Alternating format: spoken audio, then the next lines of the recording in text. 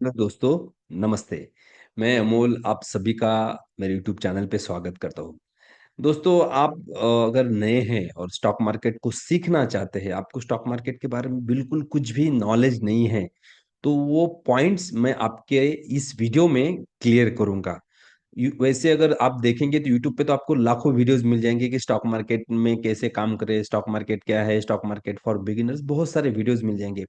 लेकिन इस वीडियो में मैं आपको कुछ थोड़ी अलग इंफॉर्मेशन दूंगा जो कि बाकी के वीडियोस में कवर नहीं हुई है, या फिर जो अभी 2024 चालू है तो 2024 के हिसाब से, 2024 के हिसाब से स्टॉक मार्केट में क्या अपडेट्स हुए हैं, वो पॉइंट्स मैं इसमें आपके कवर करूंगा। सो वीडियो को आप एंड तक देखिए दोस्तों। तो स्टॉक मार्केट दोस्तों एक बिजनेस का प्लेटफॉर्म है। बिजनेस का प्लेटफॉर्म है मतलब क्या? स्टॉक मार्केट में एनएससी और बीएससी, नेशनल स्टॉक एक्सचेंज और बॉम्बे स्टॉक एक्सचेंज, ऐसे दो मेजर एक्सचेंज अपने इंडिया में है, अपने देश में, अपने भारत देश में। वहां पे बिजनेसेस लोगों को पैसा मांगते हैं। लोगों को पैसा मांगते हैं किस लिए? बिजनेस ग्रो करने के लिए। वो बोलते हैं कि हमें पैसा दो भाई, हम हमारे बिजनेस में पैसा लगाएंगे। अब ऐसे तो हमको अगर कोई पैसा मांगेगा तो हम उसको पैसे तो देंगे नहीं। हम क्या बोलते हैं, भाई पैसा तो देंगे तेरे धंधे के लिए, लेकिन हमें गारंटी क्या है? तो जो बिजनेसमैन है, वो बिजनेसमैन हमें उसका बिजनेस में पार्टनरशिप ऑफर करता है। बिजनेसमैन उसके बिजनेस में पार्टनरशिप ऑफर करता है। सो पार्टनरशिप ऑफर करता है मतलब क्या करता है? सो कंपनी का जो कैपिटल है, कंपनी का जो उसका जो टोटल बजट है, कंपनी के पास जितना पैसा है, उस पैसे को वो उस पैसे को शेयर्स में डिवाइड करता है। उस पैसे को शेयर्स में डिवाइड करता है। अगर मान लो किसी कंपनी का मैं बोलूंगा कैपिटल है, किसी कंपनी का टोटल कैपिटल अगर मैं बोलूंगा 10,000, सॉरी 1 लाख उस कंपनी का टोटल कैपिटल है।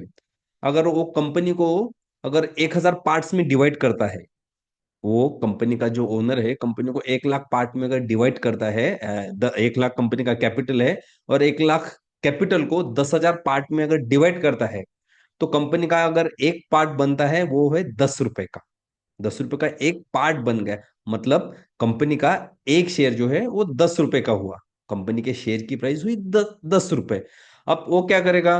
कंपनी का ओनर उस कंपनी के जो शेयर्स है, मतलब जो 10 रुपए का एक पार्ट आया है, उसको शेयर मार्केट की भाषा में बोलते हैं, टेक्निकल भाषा में बोलते हैं शेयर्स। उस शेयर्स को वो पब्लिक में ऑफर करेगा, मतलब वो लोगों को बेचेगा, और उसके बदले में लोगों से पैसे लेगा। अब लोगों को वो बेचेगा मतलब क्या करेगा? मार्केट की लैंग्वेज में, टेक्निकल टर्म्स में उसको बोलते हैं आईपीओ के through, IPO initial public offering. IPO के थ्रू उसकी कंपनी के जो शेयर्स है वो पब्लिक को बेचेगा। अब पब्लिक को जब वो बेचेगा, तो वो पर शेयर की जो प्राइस है 10 रुपए, वो 10 रुपए के हिसाब से नहीं बेचेगा। उसकी प्राइस थोड़ी बढ़ा के बेचेगा, क्योंकि वो उसका बिजनेस जो है वो लोगों को बेच रहा है, लोगों को ऑफर कर रहा है। और कोई भी मालिक वो जो ओरिजिनल प्राइस है, उसका प्रोडक्ट ओरिजिनल प्राइस पे नहीं बेचता है, तो उसमें वो कुछ अमाउंट ऐड करेगा। मतलब 10 रुपए की जगह वो 20 में बेच सकता है, 30 में बेच सकता है, 40 में, या फिर 50 में। मान लो कि वो उसका पर शेयर का प्राइस 50 रुपए वो फाइनल करता है और लोगों को बेचता है। तो ऐसे हम बोल सकते हैं कि 50 रुपए के भाव से, 50 रुपए पर शेयर के भाव से उसने पब्लिक में शेयर्स बेच दिए। मान लो उसने 5,000 शेयर्स बेच दिए लोगों को। तो 5,000 शेयर्स उसने लोगों को बेच दिए, तो उसको कितना पैसा मिल गया लोगों से? 50 रुपए शेयर के हिसाब से 5,000 शेयर उसने अगर पब्लिक को बेचे, तो उसको मिले टोटल 2.5 लाख रुपए। अब वो 2.5 लाख रुपए को लेगा और उसके बिजनेस में इन्वेस्ट करेगा। अब लोगों को क्या मिला उससे? इसके बदले में जिन्होंने पैसा दिया उनको, वो लोगों को मिलता है शेयर सर्टिफिकेट। जिन्होंने उसकी कंपनी में इन्वेस्ट किया है, उसको मिलता है शेयर सर्टिफिकेट। तो अब वो कंपनी का जो ओनर है, मार्केट की भाषा में, टेक्निकल टर्म्स में कंपनी के ओनर को बोलते हैं प्रोमोटर। प्रोमोटर का क्या रिस्पॉन्सिबिलिटी है? जो पब्लिक से पैसा मिला है, उस पैसे को वो बिजनेस में इन्वेस्ट करेगा, और बिजनेस को ग्रो करेगा, बिजनेस को आगे बढ़ाएगा। बिजनेस ग्रो करने के बाद जो जो भी कुछ प्रॉफिट होता है, वो लोगों को वो प्रॉफिट कंट्रीब्यूट करेगा, डिस्ट्रीब्यूट करेगा थ्रू बोनसेस। ओके, उसको बोनस के थ्रू बोलेगा। उनके जो शेयर्स है, वो शेयर्स के ऊपर बोनस देगा, उनको डिविडेंड देगा। इस अलग अलग फॉर्मेट्स में वो लोगों को कंपनी का जो प्रॉफिट है वो डिस्ट्रीब्यूट करेगा। अब अगर आपको ये सब जर्नी स्टार्ट करनी है, अगर आपको ये सब करना है, तो हमें क्या एलिजिबिलिटी चाहिए, हम कैसे इसमें पार्टिसिपेट हो सकते हैं?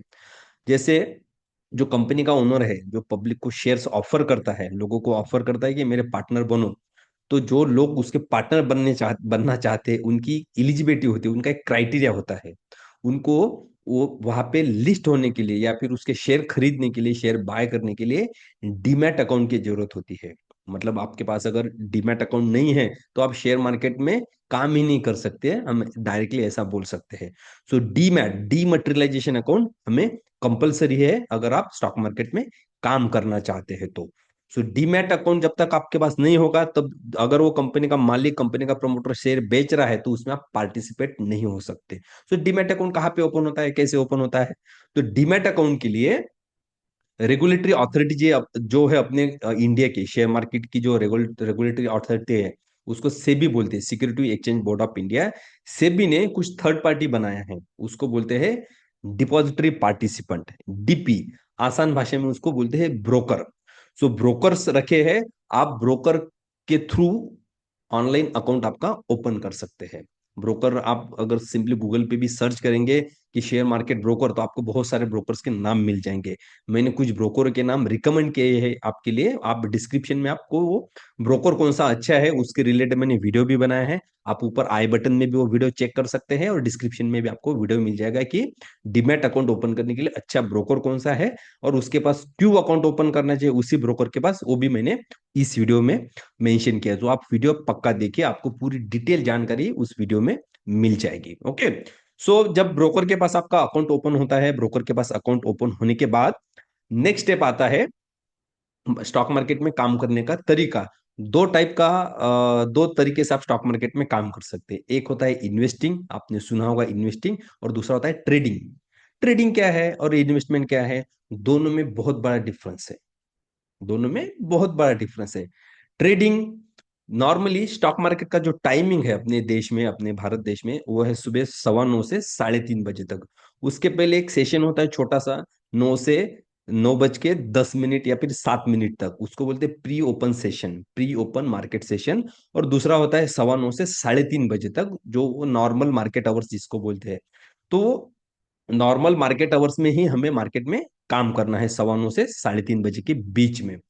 सो 9:15 से 3:30 बजे के बीच में जो ट्रेडिंग और इन्वेस्टमेंट इन्वेस्टमेंट का जो पार्ट है, उसको कैसे हम डिफाइन कर सकते हैं? मान लो कोई कंपनी है XYZ नाम की, या फिर मैं रिलायंस कंपनी है, ओके, रिलायंस कंपनी के शेयर्स को मैं खरीद रहा हूं, तो मैं उसको दो टाइप से खरीद सकता हूँ, ट्रेडिंग और इन्वेस्टमेंट। अगर मैं शेयर खरीदने के टाइम में जब ऑर्डर प्लेस करते हैं हम लोग, तो हम हमें दो ऑप्शन आते हैं, एक ट्रेडिंग का और एक इन्वेस्टमेंट का।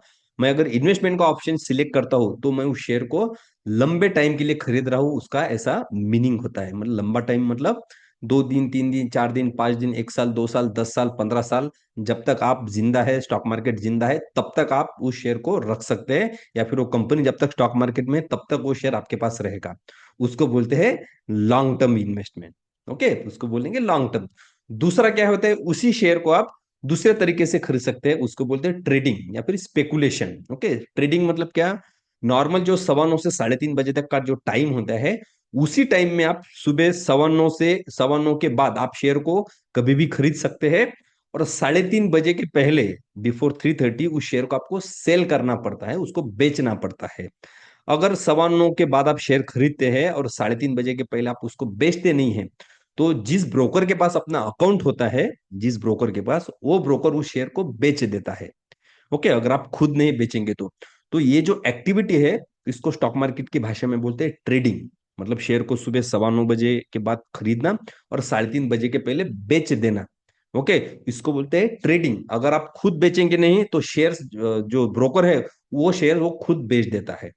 ओके, और ब्रोकर जो है, आपने अगर शेयर बेचे नहीं और ब्रोकर ब्रोकर खुद बेच रहा है, तो वो ब्रोकर अपने को कुछ पेनल्टी भी इंपोज करता है। ओके, सो उसके बहुत सारे रीजंस है ब्रोकर क्यों पेनल्टी इंपोज करता है। तो सो सो इम्पोर्टेंट पार्ट है कि दो टाइप से हम शेयर खरीद सकते हैं। पहला है इन्वेस्टमेंट और दूसरा है ट्रेडिंग।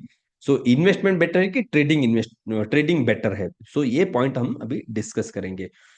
मान लो अगर आप नए हैं स्टॉक मार्केट में, बिल्कुल आपको कुछ भी नॉलेज नहीं है, स्टॉक मार्केट के बारे में जीरो नॉलेज है, तो आपको सबसे पहले स्टार्ट करना है इन्वेस्टमेंट। स्टॉक मार्केट में लोग बर्बाद क्यों होते हैं, डूबते क्यों है? कि लोग स्टॉक मार्केट में काम उल्टा करते हैं, ट्रेडिंग से पहले स्टार्ट करते हैं। ओके। सो जो भी नए लोग हैं उन्हें स्टॉक मार्केट में स्टार्ट करना है इन्वेस्टमेंट से, क्योंकि इन्वेस्टमेंट में हमें शेयर को जज करने के लिए लंबा टाइम मिलता है। इन ट्रेडिंग में क्या होता है, ट्रेडिंग में उसको मार्केट की भाषा में इंट्राडे ट्रेडिंग भी बोलते हैं। ट्रेडिंग में अगर 3:30 बजे के पहले शेयर को हमें बेचना है, मतलब हमें उस हिसाब से उस शेयर को स्टडी भी करना है कि इस शेयर की प्राइस आज 3:30 बजे तक, 9:15 से 3:30 बजे तक ऊपर जा सकती है, मतलब या फिर बढ़ सकती है। तो जो भी हमें डिसीजन लेना है शेयर के बारे में, वो 3:30 बजे के पहले लेना पड़ता है। और हम लोग नए रहते हैं, हमें बिल्कुल पता नहीं रहता है शेयर मार्केट के बारे में, हमको किसी ने बोला, रेंडमली किसी ने कुछ मैसेज भेजा, उस पॉइंट ऑफ व्यू से हम शेयर को खरीद लेते हैं, और वो शेयर उस हिसाब से वर्क नहीं होता है, हमारा लॉस होता है, उससे नुकसान होता है, पैसे की बर्बादी होती है। अगर मान लो उसी शेयर को आप इन्वेस्टमेंट पॉइंट ऑफ से खरीदते हैं, लंबे टाइम के लिए आप पकड़ के रखते हैं, तो मान लो एक दिन उस शेयर की प्राइस नहीं बढ़ेगी, 2 दिन नहीं बढ़ेगी, 3 दिन नहीं बढ़ेगी, लेकिन कभी ना कभी तो उसकी प्राइस बढ़ेगी ही बढ़ेगी, अगर अच्छी कंपनी का शेयर है तो। ओके, मान लो अगर आपने कुछ ऐसी कंपनी के शेयर खरीदे जो बिल्कुल परफॉर्म नहीं कर रही है, तो उसके शेयर की प्राइस बढ़ने के बहुत कम चांसेस है। ओके। सो शेयर ऐसी कंपनी के हमें स्टार्टिंग में सिलेक्ट करने जिसके प्राइस बढ़ने की प्रोबेबिलिटी रहती है।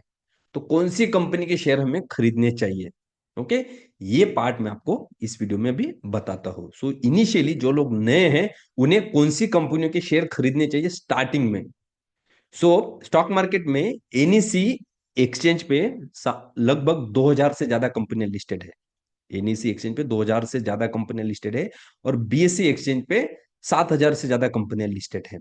तो एनएससी और बीएससी दोनों जगह पे टॉप की कंपनियों का रैंकिंग है। मतलब अगर मैं एनएससी पे बोलूंगा तो एनएससी में टॉप की 50 कंपनियां हैं, जिसको मार्केट की भाषा में बोलते हैं निफ्टी 50।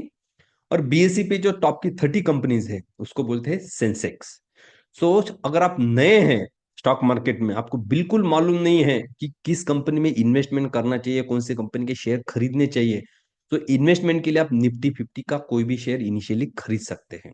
निफ्टी 50 मतलब टॉप की जो 50 कंपनियां हैं उससे रिलेटेड, उस या फिर 50 कंपनियों का शेयर आप खरीद सकते हैं, वो भी इन्वेस्टमेंट पॉइंट ऑफ व्यू से, इंट्राडे या फिर डे ट्रेडिंग के लिए नहीं।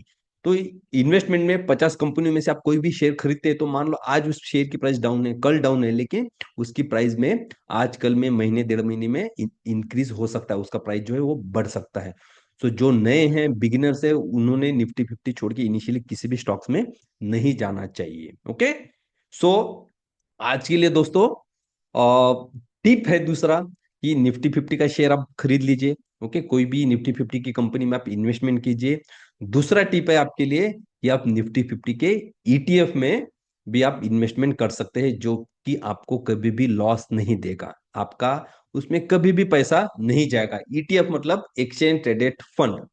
निफ्टी 50 का जो ईटीएफ है उसको बोलते हैं निफ्टी 20, और आप निफ्टी 20 में ईटीएफ, निफ्टी 20 का ईटीएफ आप खरीद रहे हैं, मतलब आप निफ्टी 50 की जो 50 कंपनियां हैं उस 50 कंपनियों में आप एक साथ आपका पैसा इन्वेस्ट कर रहे हैं। सो उसमें आपका पैसा कभी जीरो नहीं होगा।